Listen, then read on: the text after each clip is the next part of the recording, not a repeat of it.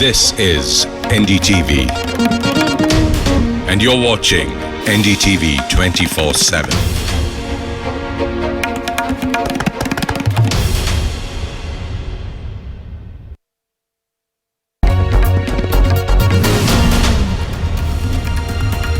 Good evening, you're watching NDTV with me, Rishika Barua. This is the show where we take your questions on the coronavirus. We'll be joined by a panel of expert doctors, so do call in with your questions related to the coronavirus. I want to begin this evening's show with a very interesting development that has taken place. Addressing a press conference today, the Delhi Chief Minister Arvind Kejriwal has said that in the last few days, the plasma therapy has been tried on 4 patients at the LNGP hospital here in the national capital.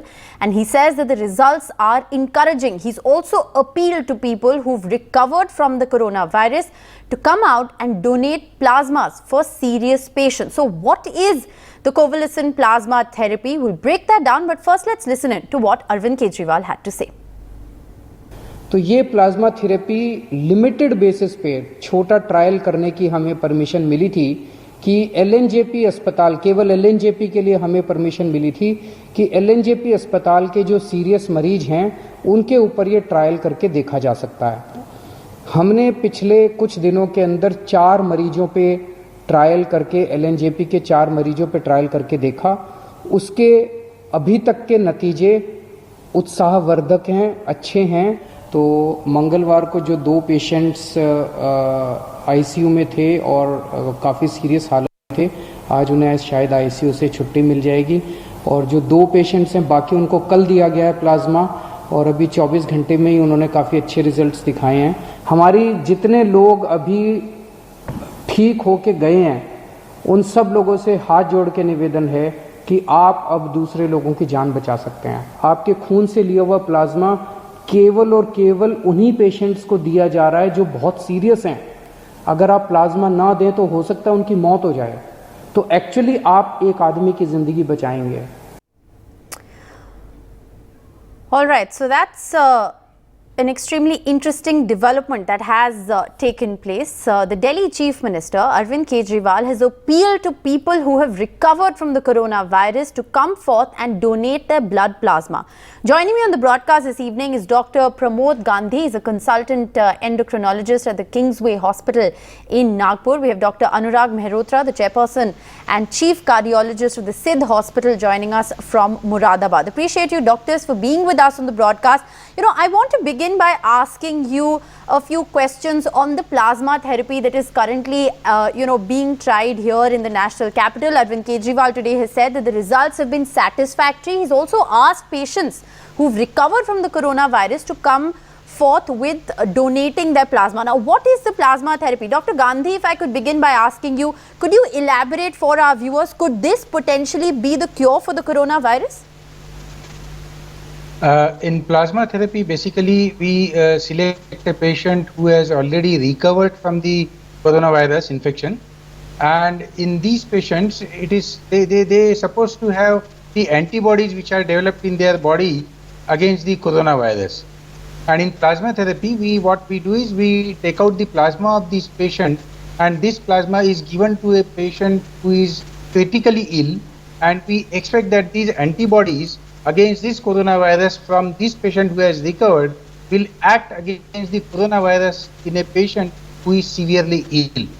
And probably these antibodies might help us to recover these patients from this severe illness in patients with coronavirus. So, Dr. Mehrotra, if I could ask you, what does it entail? So, if I'm a healthy person who wants to participate in, this particular trial or donate my blood plasma, can I do it if I have not suffered the coronavirus, or is it only for recovered patients who have, say, the antibodies that have been produced? And what's the mode? How do you donate your plasma? Is it like a normal blood transfusion? What happens? Could you break it down for our viewers, Dr. Mehrotra?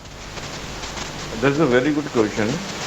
It is the patient who has passed through the cycle of coronavirus, those who have recovered. Plasma from those patients has to be taken because they have developed the immunity for this virus. That immunity can be used to treat the seriously ill patients, and the process by which we take the blood out like we do in a usual blood transfusion.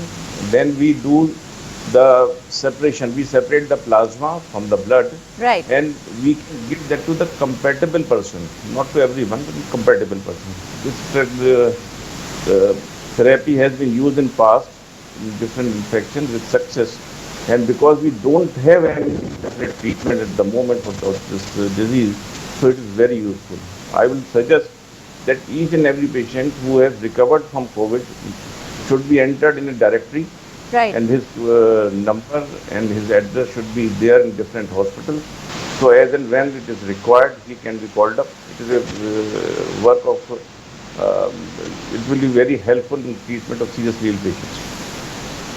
All right. So, you're raising, Dr. Mehrotra, a very essential point there. You're essentially saying that all those people who have recovered should voluntarily come forth. Or, their blood plasma perhaps can even be extracted while they're undergoing treatment or just before they are in fact discharged, because it could potentially, help several people recover from the disease. The other question, Dr. Gandhi, that I have, is can one person's blood plasma, say, can it be multiplied and used on other patients as well, or is it a 1-to-1 ratio similar to what blood donation is like? No, it can be used for multiple patients as well. It can be used. But then a normal person who is not infected due to corona, we cannot use their blood. Right. So only a person who has been cured, their blood plasma can essentially be used. Any risks that are involved? If you're somebody who suffered the coronavirus, you're watching this broadcast, if you have been cured and you want to participate in this, I think it's imperative to understand what it entails. Dr. Gandhi, any risks that are involved in giving your plasma in giving your plasma to a sick patient? Obviously, blood transfusion related infections can be transmitted. So we need to check their other tests also, like HIV, HBsAg. All these tests has to be done before transmitting this infection, before transfusing this plasma to a person who is already a sick patient. But those you would say are essentially routine tests. Those are done even in ordinary blood transfusion cases? Yes. All right. These are the routine tests which are done ordinarily for all transfusions. Right. So very interesting. The plasma therapy is presenting itself as a whole new avenue of research. The Delhi government's already, experimented with 4 patients, and they say that the results have been satisfactory. They're going to try it on critically ill patients as well. We'll talk a little more about that. But we have our first caller. Burhan Safdar is on the phone line. Go ahead. Yeah. Hello. Good evening to everyone. I wanted to ask that currently I'm residing in Gurgaon, and I wanted to head back to Kashmir after the lockdown. So I have a baby who is 1 year old, and I don't know what precautions can I take for her. I cannot make her wear the mask and all. So what would be the precautions I have to take, take care of while I'm in travel? All right. Dr. Mehrotra, would you like to take that on? Post the lockdown, if someone is to travel to another location with a small child, what are the kind of precautions that they can take? Really, it is a challenging situation. And the desperate situation require desperate measures. Whatever protection we are able to provide should be taken. It is not that you can't provide mask. We can do that. There is no harm in giving the mask, but we have to adjust accordingly also. One thing I will say more about the plasma therapy, the rapid kits which are coming in the market, if they are of good quality, we will be able to know the people who have developed immunity. Because now we are talking only the patient who have been discharged from the hospital and are having immunity. Right. But if we test this in community, we will be able to discover many persons with the immunity. Because in more than 80% of the patients, there is no significant symptoms. They just pass, disease just pass by and they develop immunity. So that can come into use if we get right kind of these test kits. So that will be useful. All right. That's a very interesting perspective. You're saying the rapid test kits could actually determine who has, immunity or not. Our next caller, Debopriya Roy, is on the phone line from Kolkata. Go ahead. Hello. Yes. Go ahead. Ask your question. Yeah, hi doctor. My question is, does this virus live on inanimate objects? All right. I mean, how long can it stay on inanimate objects or? Dr. Mehrotra, how long can the virus last on inanimate objects? It depends upon the surface on which it's found. There is a recommendation for this also, that all the frequently used knobs, handles and all those things should be regularly sanitized because of this only. It may last up to 10 hours also. But if they are properly sanitized, and even in the homes, if we do the cleaning frequently, then we can escape from the home actually. All right. So it really depends on surface to surface. Dr. Gandhi, we lost your line there, briefly, but we were talking about inanimate objects and how long the virus can survive on surfaces. And there has been, a lot of talk about, surface transmission. So can, if you have touched something that an infected person has touched, can you contract the virus? Would you like to add anything? Yeah, definitely. By touching the various objects, like what we call these as various objects like mobile phone, or maybe we doctors use stethoscope. These are the objects wherein the virus can survive for 12 to 24 hours, and therefore we should avoid touching these objects frequently if you have already exposed to coronavirus. All right. So a fair degree of precaution there ought to be taken as far as surface, to avoid surface transmission. Rama Rao is joining us from Hyderabad. Our next caller, go ahead.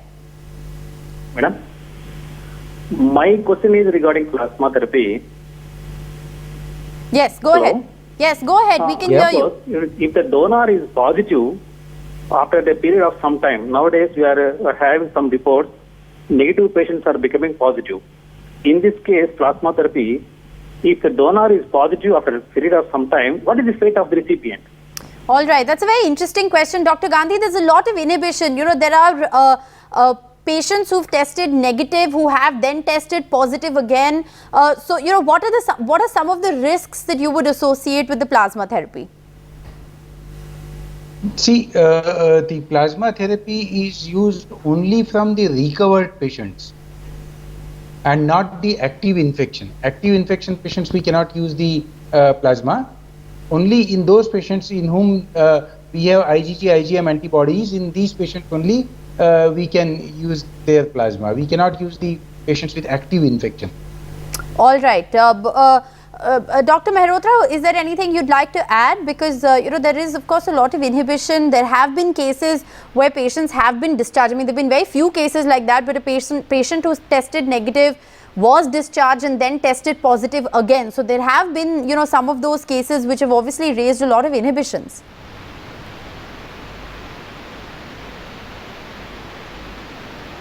Dr. Mehrotra, can you hear me?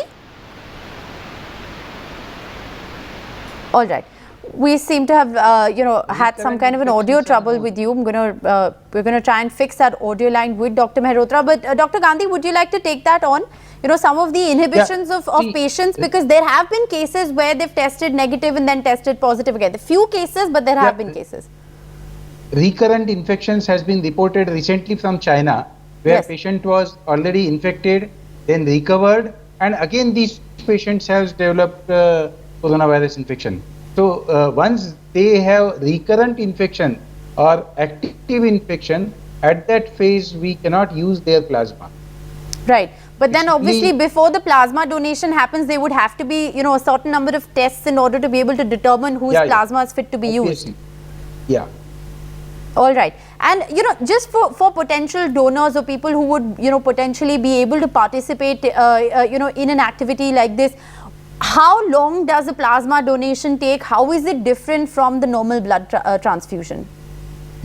In normal blood transfusion, we take the whole blood, whereas in plasma, there are machines which automatically separates the plasma, and the RBCs and WBCs are infused back to patient. Only antibodies are extracted and plasma is extracted, which is donated to the donor, which is donated to the recipient. Right.